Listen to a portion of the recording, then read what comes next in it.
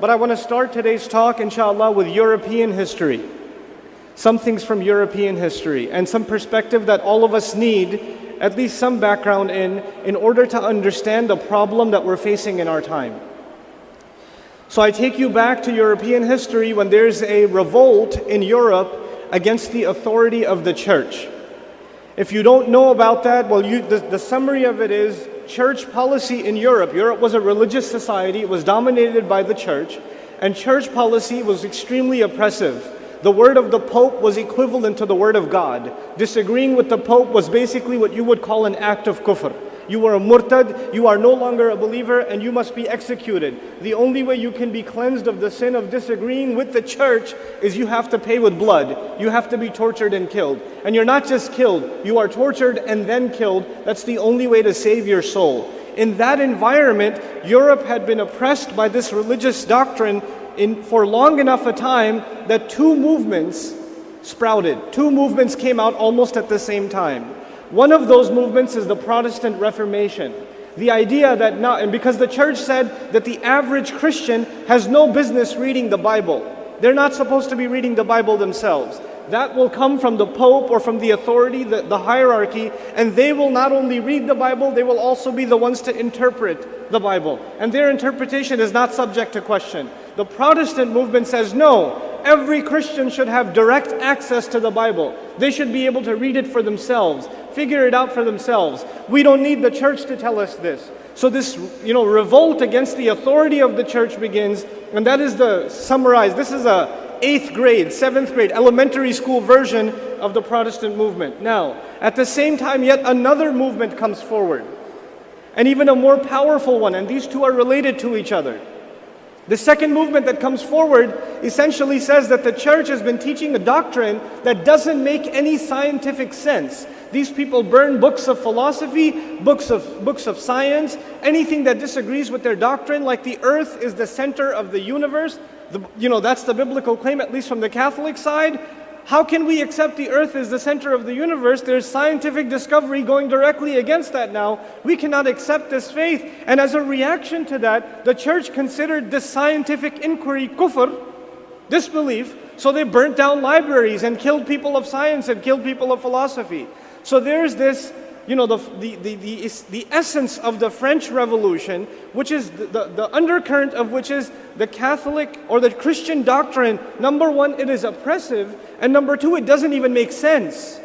It doesn't make sense. We need to come to what makes sense, which is science, which is philosophy, which is logic, rationale. And so there's this revolt against the church from both directions. From the religious direction, the Protestants, and from the scientific, secular direction, this other revolution that takes place, that removes and eliminates the authority of the church. Now, once this revolution takes place in Europe, and it's one of the bloodiest revolutions in world history, once this revolution does happen, now all of a sudden, Europe is a free-thinking society. They are rediscovering what they should believe in and what beliefs they should hold on to and what thoughts, what ideas should be at the center of that society. It's an open marketplace of ideas. So this is a time where a number of philosophies came out of Europe. A number of scientists, actually the earliest scientists in Europe were some of their biggest philosophers. So philosophy and science to them was actually hand in hand. And there were not one, but many, many different kinds of philosophies that were clashing against each other in this open marketplace of ideas.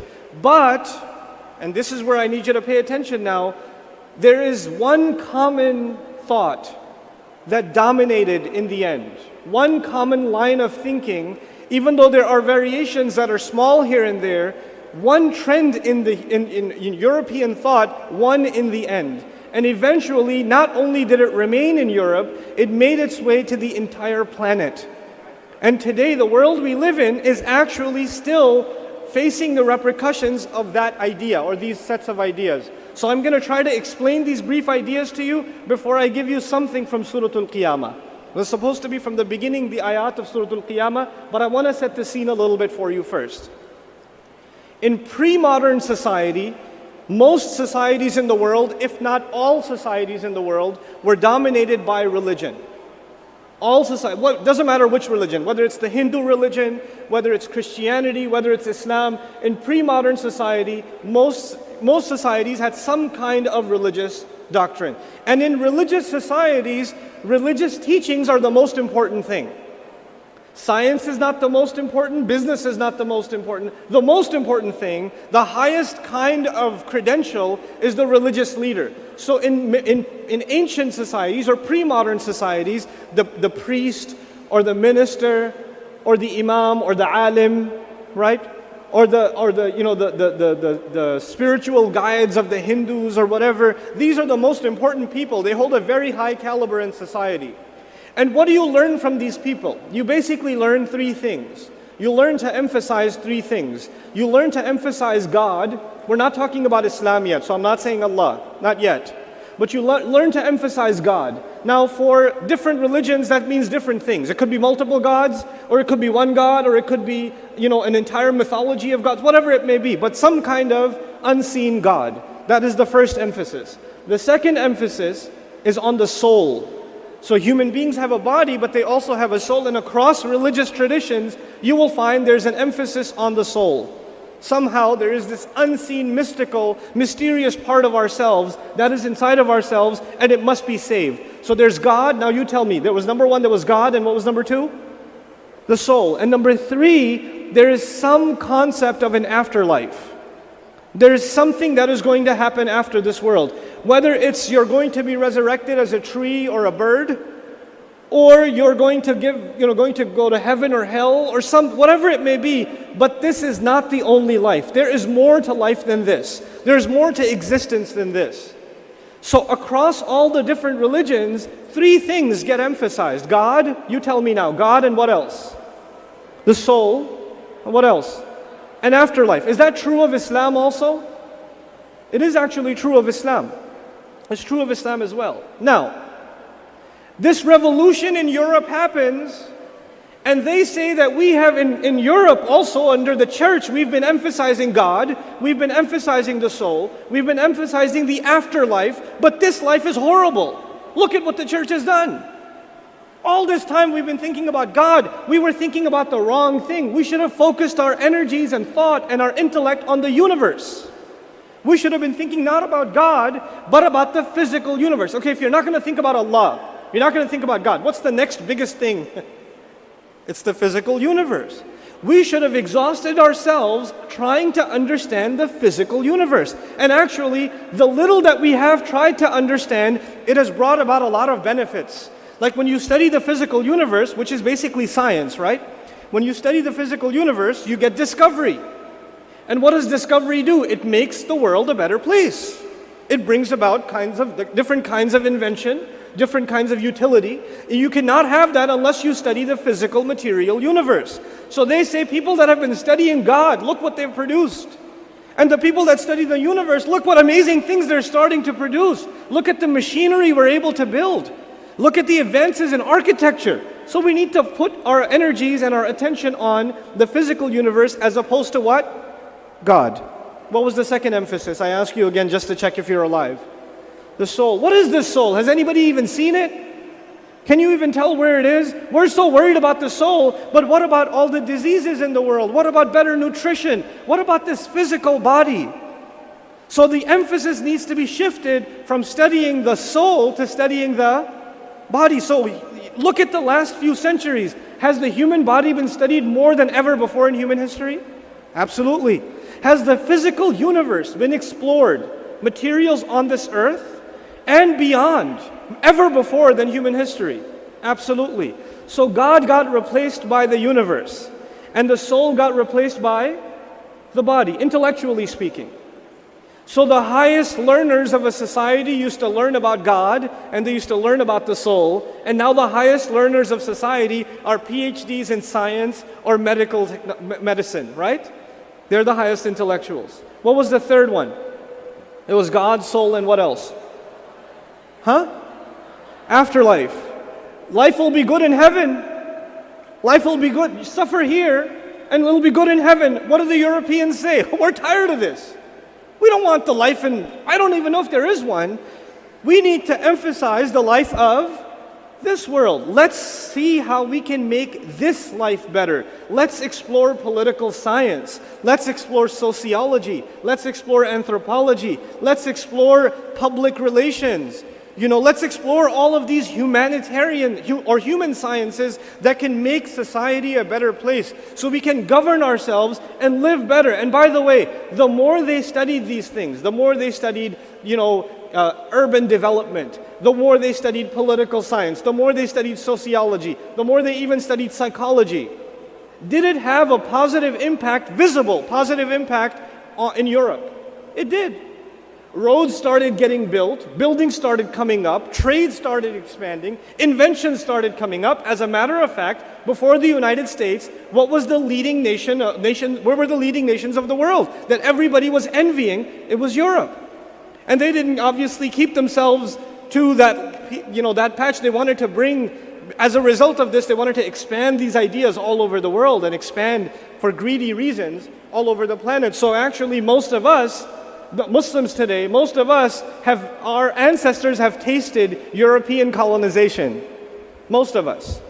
We have had the taste of it. And as a matter of fact, you know what that means? Our ancestry has people that directly received a European format of education. And as a matter of fact, in countries like Pakistan and India and Algeria, you go all over the Muslim world, you will find the public school system and the educational curricula that they use to this day are actually directly influenced by the French and the British and whatever they left behind.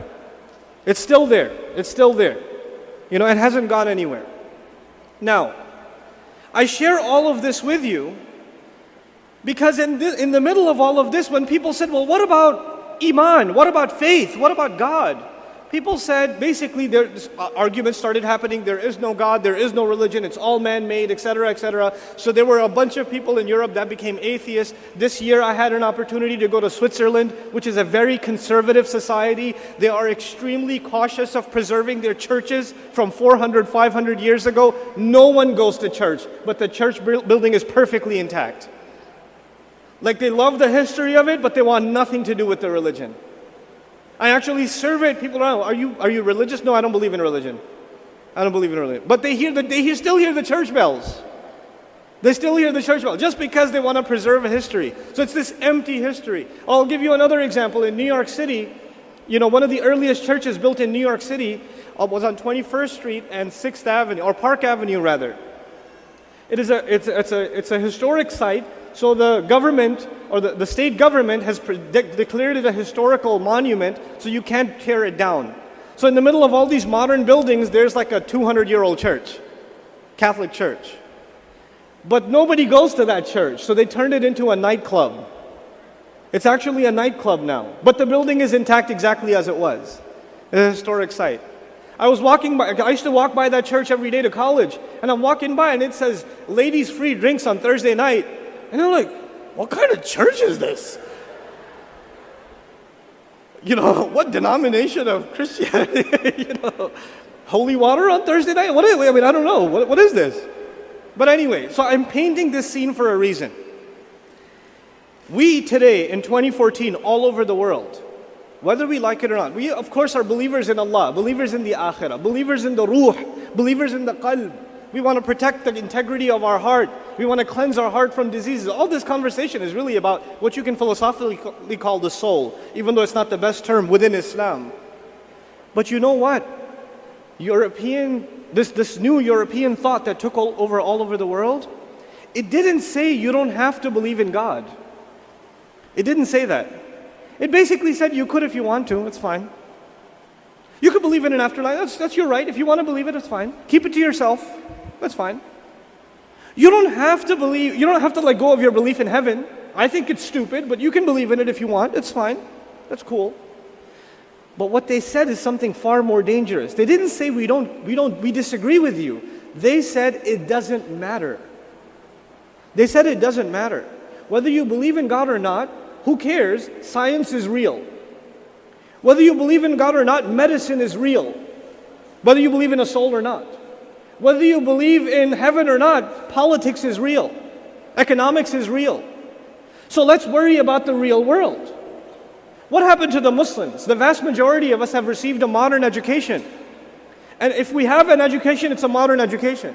And as a result of that, even if we don't disbelieve in Allah, and we don't disbelieve in the Akhirah, and we don't disbelieve in in the heart and the concerns of the heart, for all practical purposes, our attitudes are no different than what the European Revolution intended.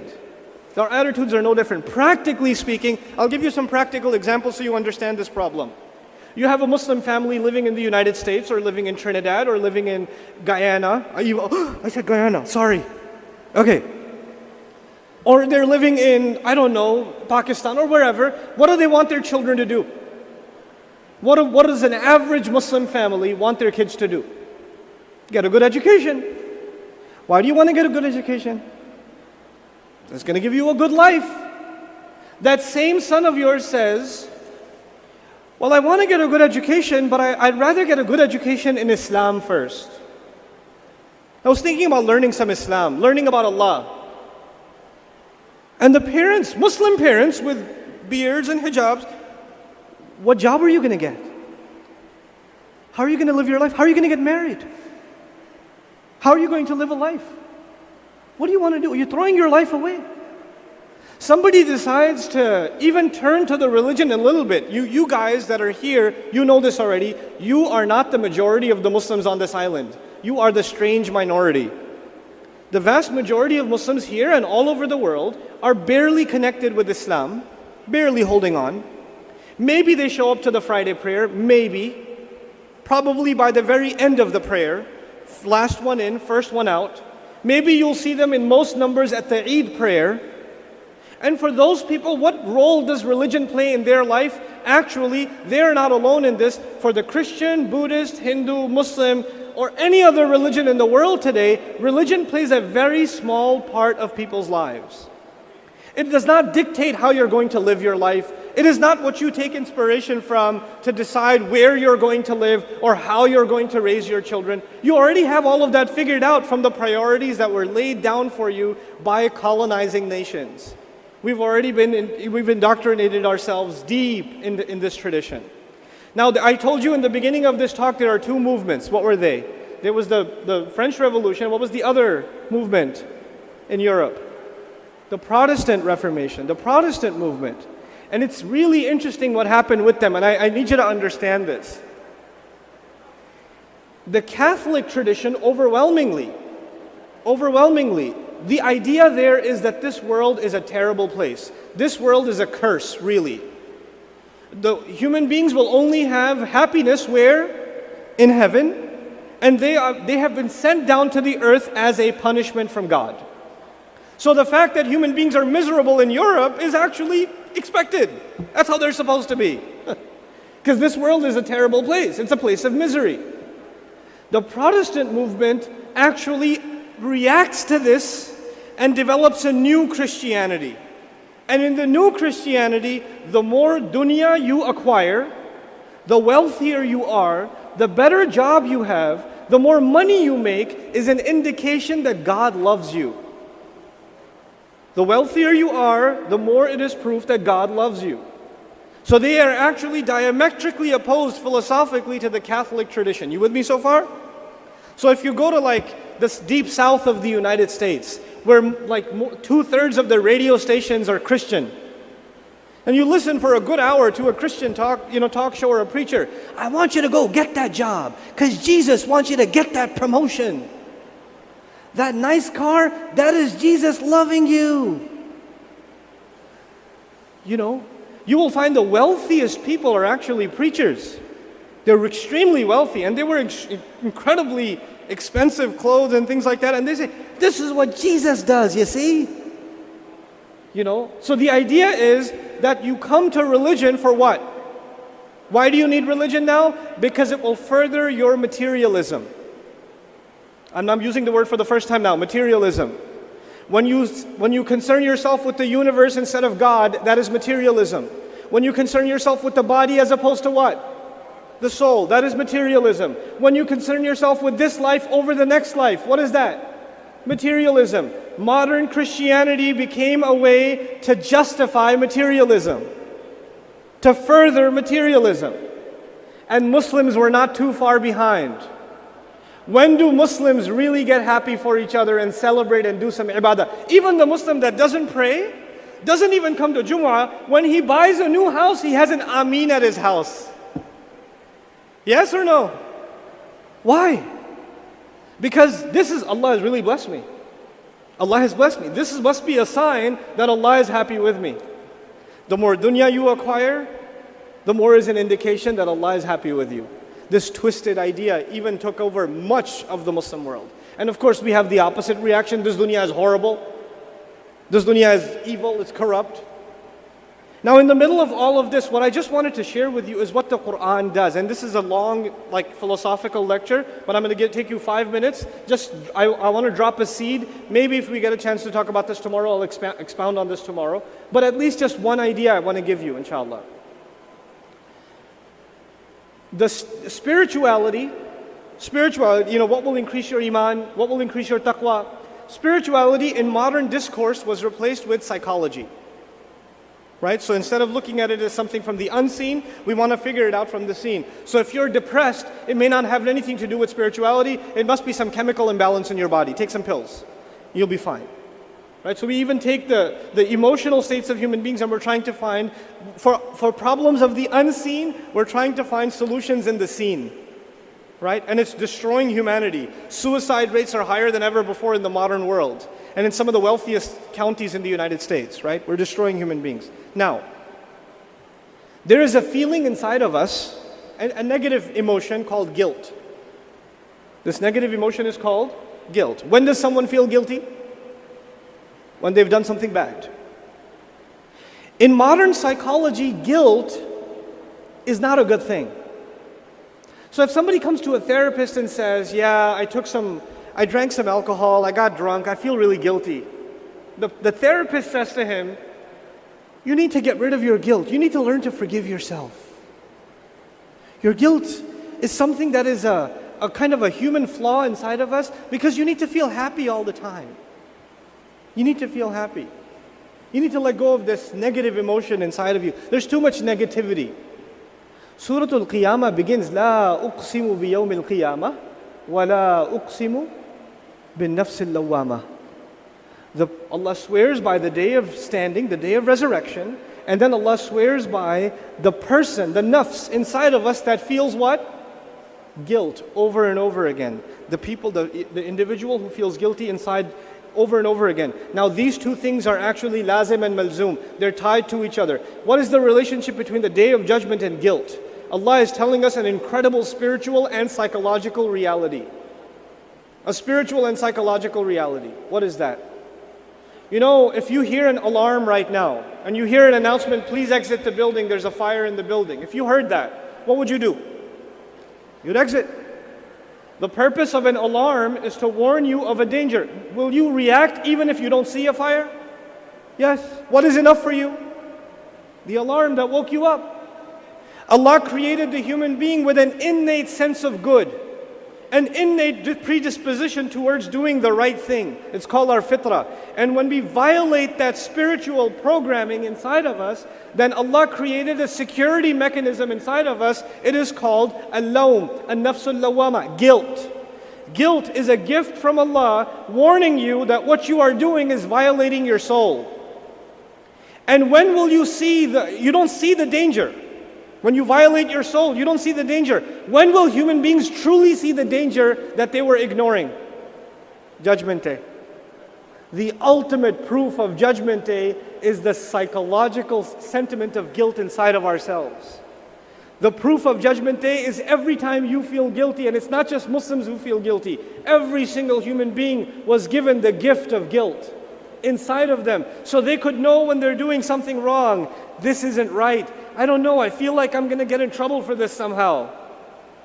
Something inside me is not sitting well. You know, kids that are breaking into the teacher's desk, and they're kind of constantly looking to see if the teacher walks into the class, the feeling they have inside of them, oh, I'm going to get caught, I'm going to get caught. That loam inside of them, and especially when they get caught and they're humiliated, all of that is loam. Modern psychology cannot discuss this in a positive way. It can't. Because for them, there is no soul. No psychological theory will teach you soul. No therapist can tell you you have to protect your heart.